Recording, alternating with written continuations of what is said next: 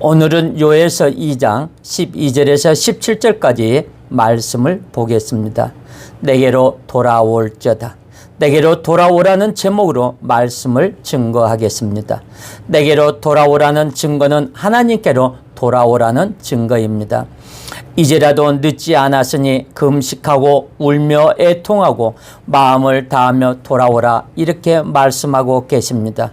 지금 코로나 상황이 조금 좀 안심 단계로 그렇게 온 것 같다가 다시금 변수로 나타난 인도의 델타 변이, 거기에 플러스 델타 변이, 플러스 알파 델타 변이, 이렇게 해서 백신 가지고도 별로 그렇게 효능을 별로 못 미치는 변종이 또다시 지구촌을 강타하니 몇몇 나라에서 마스크를 풀고, 영국이라든가 마스크를 풀고 그렇게 좀 일상으로 돌아가나 보다 했고, 또 좀 자유롭게 이제 여행을 푸는 나라가 있어서 트래블법을 적용해서 서로 양국 간에 협력이 되고, 그리고 협정이 되면 내 나라도 올 수 있고 네 나라도 갈 수 있고 여행이 조금 풀리는가 싶고 또 그러는 것 같더니 다 지금 델타 변이라는 이 특병에 의해 복병에 의해서 다시금 이 마스크를 뒤집어 쓰고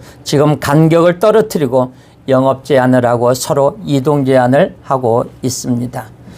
그래서 우리 교회에서는 각각 지금 대한민국의 교회에서는 비대면 예배로 드리라고 이야기하고 있고, 또 19명 이상이 모여서는 안 된다고, 또 그렇게 19명 이상이 모여서 예배를 드리면 안 된다는 이 또 특별한 법까지 만들어 가지고 지금 또 일부에서는 종교 탄압이다 라고 이야기하고 있고, 이렇게 지금 어떻게 보면 요때 종교의 자유를 잡아버리겠다 하는 정부의 방침인지 아닌지 잘 모르겠습니다. 설마 그럴 수는 없겠지요. 우리가 한번 봅시다. 우리가 지금 공산당 국가에서는 전부 다 종교의 자유가 없습니다. 북한이나 러시아나 중국에서도 지금 종교의 자유가 없습니다. 그 종교의 자유가 없을 때 러시아 같은 경우는, 소련 같은 경우는 어떻게 됐습니까? 무너졌죠. 종교를 핍박하고 탄압하고 그러면서 종교를 탄압하고 핍박한 나라치고 잘된 나라가 없습니다. 지금 우리 이 세계는 팬데믹 상태로 들어가서 이 대한민국인 병역 단계 최고의 끝 단계이자 단계 플러스 알파까지 나오고 있으면서 조금 더 이 정도에서 방역이 또 다른 나라에 비해서 조금 그래도 안전되고 또 뭐 그래도 비교적 성공적인 것 같아서, 그것 또한 우리가 하나님을 믿는 백성 같아서 그런지 또 부르짖는 하나님 백성이 많고 교회가 많기 때문에 하나님이 보호하사 그래도 이 정도로만 가고 있는데, 자기들이 마치 병역 행정을 잘 펼치고 방역 정책을 자기들이 잘 펼쳐서 자기들이 그렇게 된 것이냐, 조금 더 자기들이 실적을 더 올리려고 우리나라도 저 미국처럼 중국처럼 이렇게 마스크를 벗고 야외에서 마스크를 벗고 이제는 8명까지도 일상생활을 할 수 있고 8명 이상 앉을 수 있고 뭐 요렇게 뭐 중요하게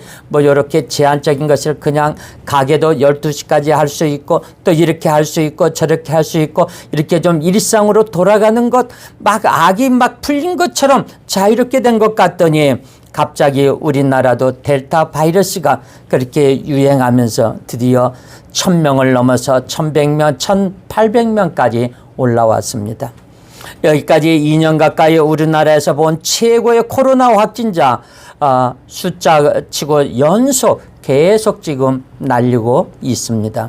한마디로 요약하자면 지구촌이 백신만 맞으면 되는 줄 알고, 백신이면 그걸로 되는 줄 알고 삶은 고치지 않고 하나님을 찾고 부르짖지 않고 자기들의 악한 행실에서 돌이킨다거나 또 저기들 한다거나 자기들의 잘못된 삶이 모두의 잘못된 인생을 고친다든가 이런 것에는 모양만 갖추는 것 같다가 반짝하는 것 같다가 그럼 또 나중으로 다 되돌아가 버리니 말이니 그래 너희가 백신이면 되느냐 백신이면 마스크와 안전하게 다니면 되는 줄로 아느냐. 하나님이 다시금 또 백신도 소용없는 약간 그런 점으로 다시 한번 지구촌을 목재이지 않나 하는 게 그렇게 생각됩니다. 이것이 바로 제 생각입니다. 그렇다고 백신은 맞지 말라는 것은 아닙니다. 너무나 우리가 백신에 의존하지 말고 하나님께 나와 회개하고 하나님께로 돌아가자는 말씀입니다. 왜냐하면 성령의 지혜로 그냥의 지혜로 말씀되는 문을 열고 그리고 또 주변에 성령의 감동함이 주변에 있는 사람들이 그런 영감까지 빌려볼 때 거의 틀리지 않는 거예요. 자, 따라합시다. 백신만 의지하는 것, 백신만 맹종하는 것, 잘못되었다. 하나님께로 돌아갑시다. 맞아요. 그것이 여러분에게 잘못되었다는 거예요. 따기보다는 그것보다 더 중요한데 백신은 다른 것은 일단 충분히 백신 외에는 다른 것이 없다는 거예요.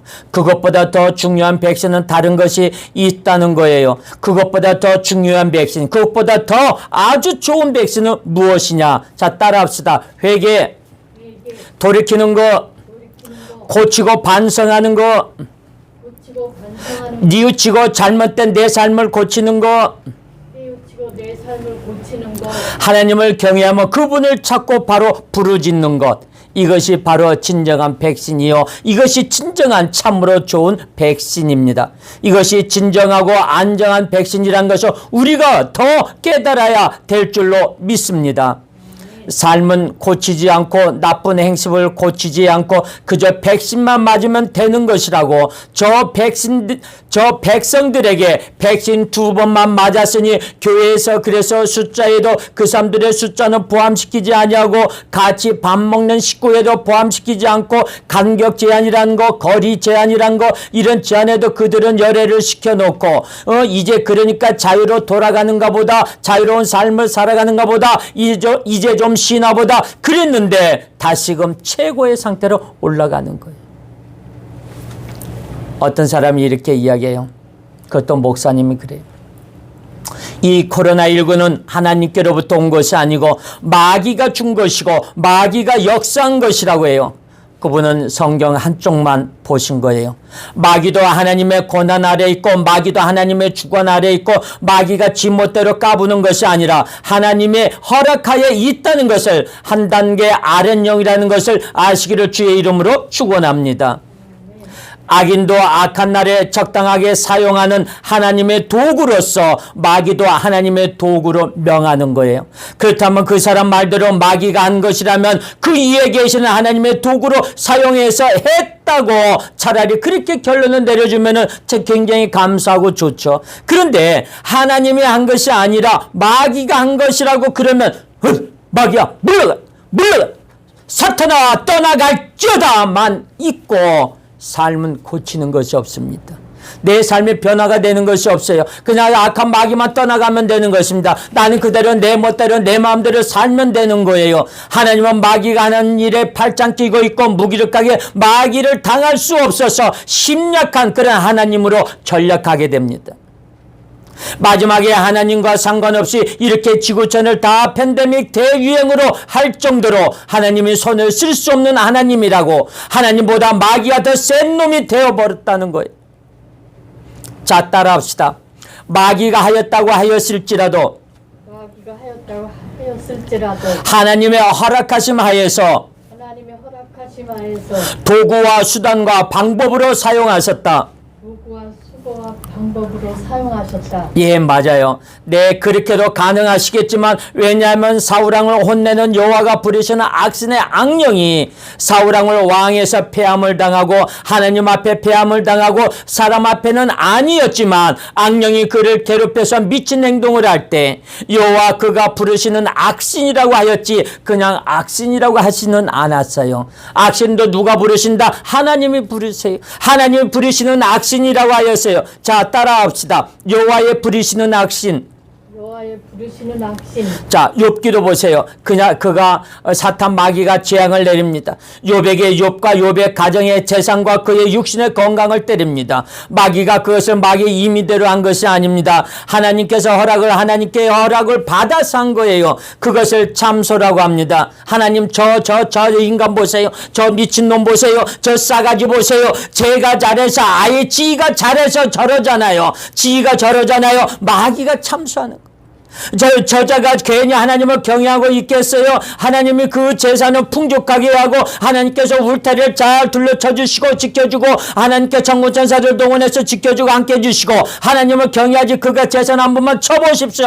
당장에 주를 대명하고 욕하리다. 그래? 그러면 네가 한번 해봐라. 나는 욥을 믿는다. 나는 욥을 사랑한다. 대신에 그의 생명에는 손대지 마라 라고 모든 것을 허락을 하셨어요. 그러니까 그의 전 재산이 하루아침에 다 날아가 버린 거예요. 강도떼를 동원해서 심지어 하늘에서 불을 내리고 그의 양떼, 염소떼, 낙타떼, 소떼 그의 종들을 그냥 완전 박살을 내버린 거예요. 그리고 아내까지 욥에게 요구를 하고 떠나갑니다. 심지어 그의 몸에는 악창이 심하게 와서 그냥 아무리 북북 긁어도 시원치 않으니까 기와장으로 뻑뻑 긁고 있습니다. 피는 흘려내려도 몸은 시원하지 않습니다. 친구들이 위로하러 와서 나중에는 내가 하나님께 잘못이 있기 때문에 그런 것 아니냐 회개하고 회개하라 하나님이 가까이 왔다고 회개하라고 이야기를 합니다. 그는 끝까지 버티면서 주는 이도 하나님이시오 가져가시는 이도 하나님이라고 하면서 끝까지 버티고 회개하고 기다리고 있습니다. 욥이 하나님을 찬양하는 모습을 보고 하나님을 찬양하고 경외하는 그 모습을 보고 사탄 마귀는 도망갑니다. 하나님이 그를 축복해 주십니다. 우리가 12절에 보면 여호와의 말씀에 너희는 이제라도 내게로 돌아오라 그랬습니다. 우리가 앞장 1절에서 11절에서 보면 요엘 선지자는 당시 메뚜기 때 재앙으로 인해서 유다 전역이 쑥대밭이 된 상황에서 장차 이 말 여호와의 두려운 날을 내다보고 심판 집행을 예고하였던 거예요.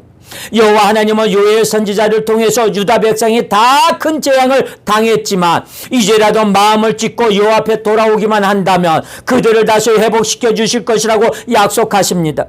그러나 그처럼 기회를 부여하셨음에도 불구하고 그들이 끝내 돌아오지 않는다면 나는 더 이상의 너희에게 기회는 주어지지 않을 것이다.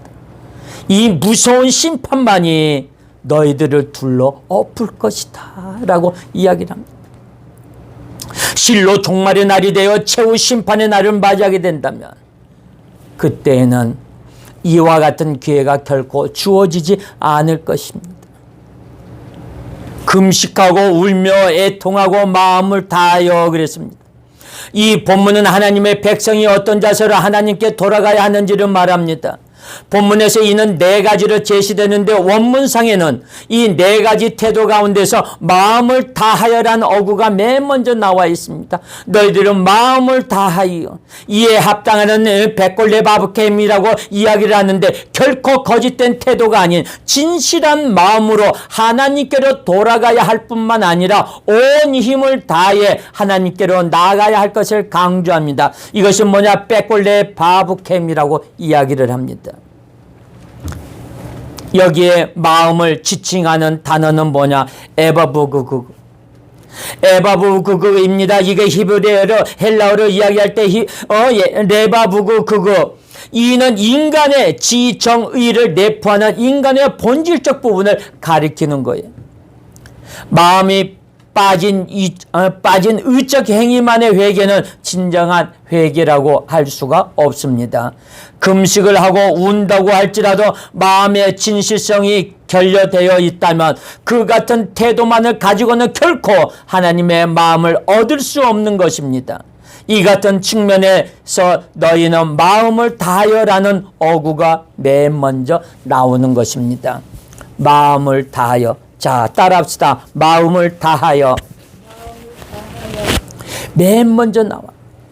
그들은 금식해야 한다고 권면합니다. 그대로 음식을 섭취하지 않는 행위를 의미합니다. 율법에서 공식적 금식은 1년에 딱 한 번밖에 없어요.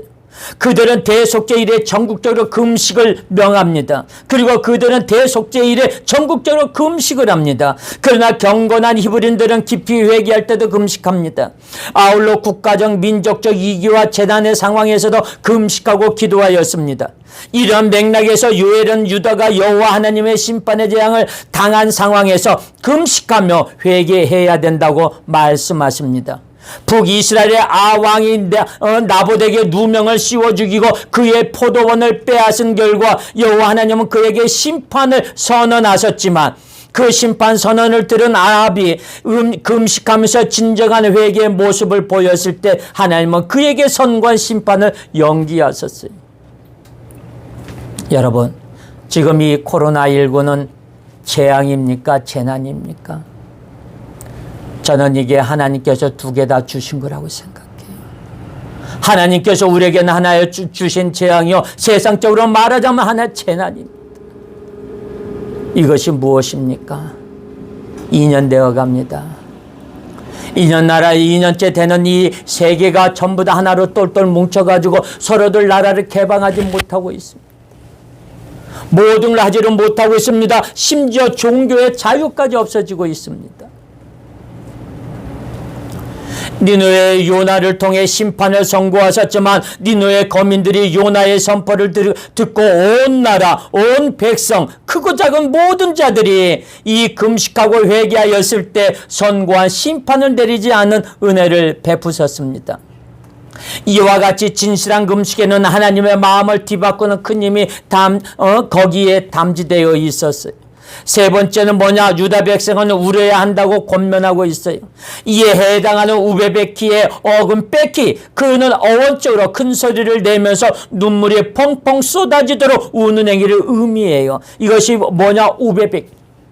우베베키의 거기서 변화가 된 것이 뺏깁니다. 그 뺏기 어원적으로 볼 때 큰 소리를 내면서 눈물이 펑펑 쏟아지도록 우는 행위, 이것이 너희들은 마음을 다하여 울어야 된다고 할 때 대성통곡을 의미합니다.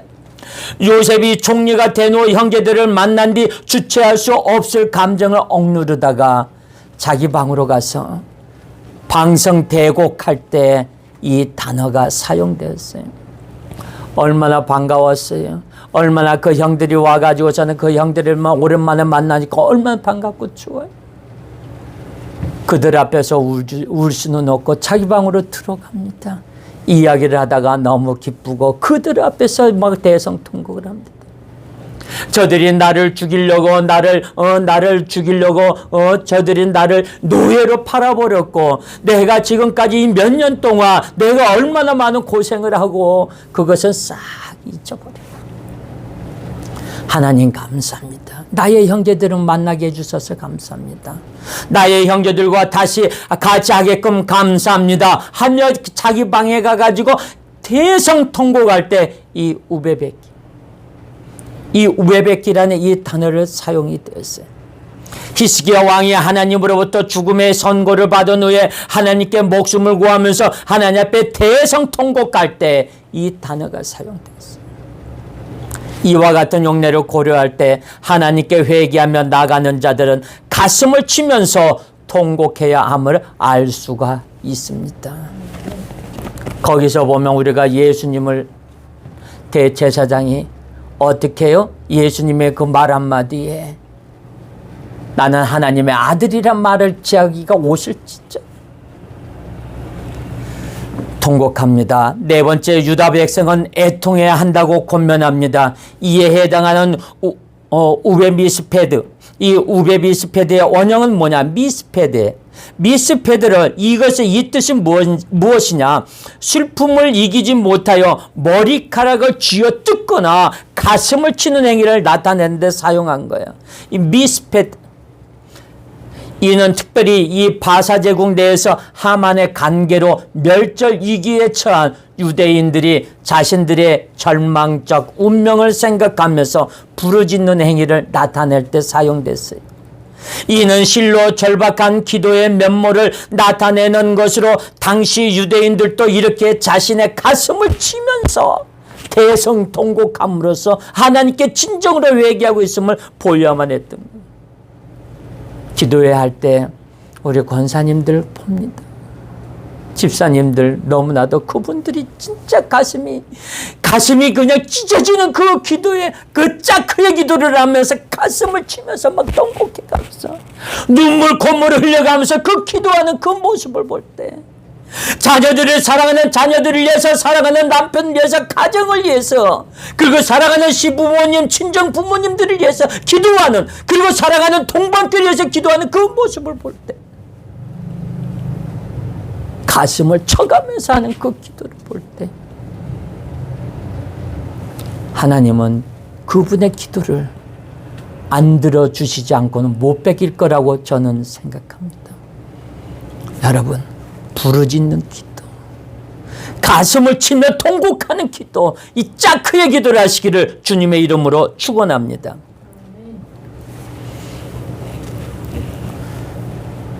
(13절에) 보면 너희는 옷을 찢지 말고 마음을 찢고 돌아올지어다. 옷을 찢지 말고 마음을 찢고 돌아오라고 합니다. 요엘은 자신의 목소리로 다시 한번 유다 백성들의 회개를 촉구합니다. 하나님께서 그들을 향해 나에게로 돌아오라고 명하신 것처럼 요엘 역시 하나님의 선지자로 세움을 받은 사명자로 그들을 향해 너희 하나님 여호와께로 돌아오라고 촉구합니다. 그는 그들이 돌아가야 할 대상, 섬기고 의지해야 할 대상, 간절히 부르짖어야 할 대상을 분명히 규정하는 거예요. 그리고 그들이 여호와 하나님께로 반드시 돌아와야 한다는 요엘 선지자의 촉구는 그들이 여호와께로부터 멀리 떠나버렸다. 하나님을 떠나 있는 자 내게로 돌아오라. 지금도 하나님은 이리저리 찾아 헤매십니다. 사랑하는 내 아들아, 사랑하는 내 딸아, 사랑하는 내 자녀들아, 내게로 돌아오라. 방황치 말고 내게로 돌아오라. 멀리 가지 말고 내게로 돌아오라고 오늘도 찾아 헤매고 계시는 하나님을 섬기는 우리들이 되기를 주님의 이름으로 축원합니다.